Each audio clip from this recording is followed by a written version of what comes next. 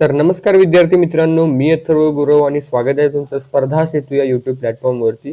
तर आज तारीख आहे 8-11 ऑगस्ट आणि आज आपण पाहणार आहोत 11 ऑगस्टच्या सर्व लेटेस्ट चालू घडामोडी, ते पण MCQ आणि एक्सप्लेनेशन फॉर्मॅटमध्ये. जर चॅनलवरती नवीन असाल तर चॅनलला सबस्क्राईब करायला विसरू नका. तर आज आपण सुरुवात करणार आहोत आपल्या कालच्या होमवर्कसाठी दिलेल्या प्रश्नापासून. तर कालचा होमवर्कसाठीचा प्रश्न असा होता की गव्हर्नमेंट ई मार्केट प्लेस म्हणजे GEM ने 2026 मध्ये किती वर्ष पूर्ण केली आहेत. पर्याय आहेत 5 वर्षे, 8 वर्षे, 10 वर्षे, 15 वर्षे. तर याचं योग्य उत्तर होतं 10 वर्षे. तर चला आपण सुरुवात करूया आजच्या आपल्या पहिल्या प्रश्नापासून. तर आजचा आपला पहिला प्रश्न असा आहे की 10 ऑगस्ट 2026 रोजी 7.4 रिश्टर स्केल तीव्रतेचा भूकंप कोणत्या देशात झाला. या भूकंप तीव्रतेचं एकक आहे रिश्टर स्केल. तर कोणत्या देशात झाला. पर्याय आहेत भारत, कोलंबिया, पाकिस्तान, चीन. तर याचं योग्य उत्तर आहे कोलंबिया. आता या भूकंपाबद्दल आपण थोडीशी अधिक माहिती घेऊया. तर 10 ऑगस्ट 2026 रोजी 7.4 रिश्टर स्केल तीव्रतेचा भीषण भूकंप कोलंबिया या दक्षिण अमेरिकन देशात झाला. भूकंपाची माहिती आणि तपशील. वेळ आणि केंद्र होतं. हा भूकंप स्थानिक वेळेनुसार सकाळी 7:34 झाला. याचे केंद्र कोलंबियाचे चोको विभागातील सैन जोस डेल पाल्मार जवळ जमिनीखाली सुमारे 96 ते 107 किलोमीटर खोलीवर होते. प्रभाव व नुकसान. तर या शक्तिशाली भूकंपामुळे काली, पेरेरा आणि मनिजालेस यांसारख्या प्रमुख शहरांच्या मोठ्या प्रमाणावर पडझड झाली. अनेक इमारती कोसळल्या. प्राथमिक अहवालानुसार या नैसर्गिक आपत्तीत आता 47 नाही 50 पेक्षा पुढे आकडा हा गेलेला आहे. अधिक लोकांचा मृत्यू झाला असून अनेक जण मलबेखाली अडकल्याची भीती आहे. इतर देशांवर परिणाम काय झाले. तर या भूकंपाचे जोरदार झटके शेजारील इक्वाडोर आणि व्हेनेझुएलापर्यंत जाणवले, ज्यामध्ये नागरिकांमध्ये घबराट निर्माण झाली आणि त्यांनी इमारती खाली करून सुरक्षित ठिकाणी धाव घेतली आहे. तर यानंतरचा आपण दुसरा प्रश्न पाहूयात. तर भारत अमेरिका नौदलाचा EOD एक्सरसाइज 2026 10 ऑगस्ट रोजी कोठे सुरू झाला. पर्याय आहेत मुंबई, चेन्नई, कोची आणि विशाखापट्टणम. तर याचं योग्य उत्तर आहे कोची. तर या प्रश्नाबद्दल आपण थोडीशी अधिक माहिती घेऊया. तर भारत अमेरिका नौदलाचा EOD म्हणजे एक्सप्लोजिव्ह ऑर्डनन्स डिस्पोजल एक्सरसाइज 2026 हा संयुक्त सराव 10 ऑगस्ट 2026 रोजी केरळमधील कोची येथील दक्षिण नौदल कमान म्हणजे साऊदर्न नौदल कमांड येथे सुरू झाला आहे. सरावाबद्दलची सविस्तर माहिती.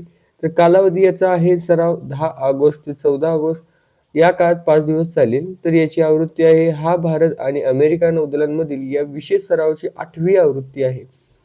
उद्देश काय आहे.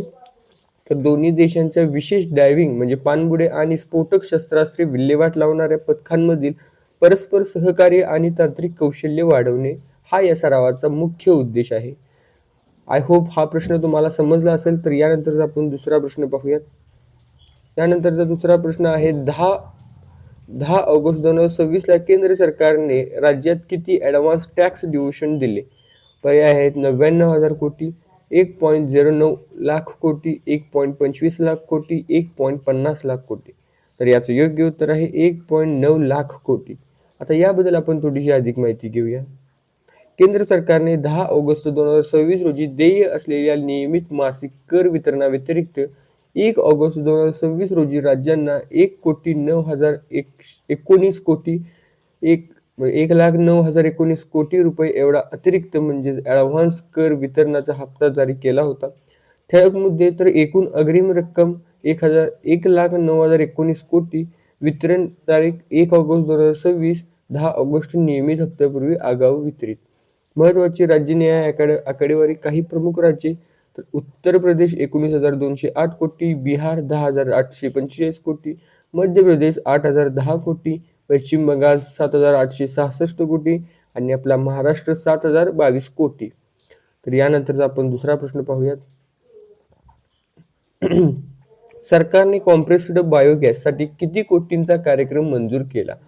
पर्याय आहेत 1.5 लाख कोटी, 2 लाख कोटी, 2.37 लाख कोटी आणि 3 लाख कोटी. तर याचं योग्य उत्तर आहे 2.37 लाख कोटी. तर याबद्दल आपण थोडी अधिक माहिती घेऊयात. केंद्र सरकारने कॉम्प्रेस्ड बायोगॅस उत्पादनाला चालना देण्यासाठी 23,731 कोटी रुपयांच्या गोबर-धन या राष्ट्रीय एकात्मिक योजनेला मंजुरी दिली आहे. योजनेची ठळक वैशिष्ट्ये.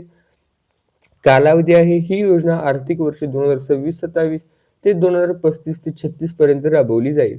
उद्दिष्ट काय आहे तर देशांतर्गत कॉम्प्रेस्ड बायोगॅसचे उत्पादन जवळपास 10 पटीने वाढवणे, कच्चा माल तर शेतीचे अवशेष, जनावरांचे शेण, शुगर मिलमधील प्रेसमड आणि शहरी सेंद्रिय कचऱ्याचा वापर करून स्वच्छ ऊर्जा व सेंद्रिय खत तयार करणे. यानंतरचा आपण दुसरा प्रश्न पाहूयात. तर 10 ऑगस्टला लखनौमध्ये प्रकृती ज्ञानधामचे उद्घाटन कोणी केले? पर्याय आहेत PM मोदी, डॉक्टर जितेंद्र सिंग, भूपेंद्र यादव आणि अश्विनी वैष्णव.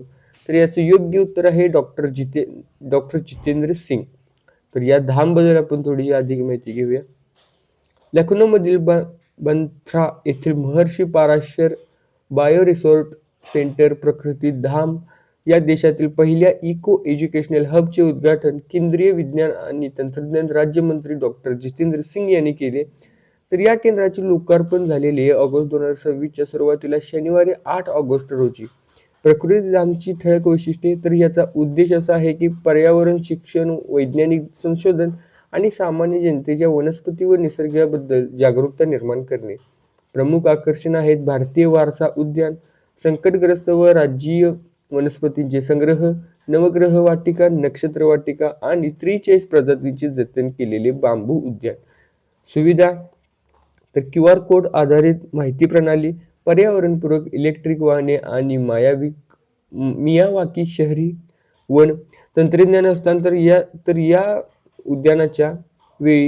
या उद्घाटनाच्या वेळी वैज्ञानिक संशोधन व समाज जोडत काही पादत आधारित तंत्रज्ञान आणि कमी खर्चाचे प्रकाश संश्लेषी जैव रिएक्टर विविध संस्थांना सुपूर्द केली आहेत.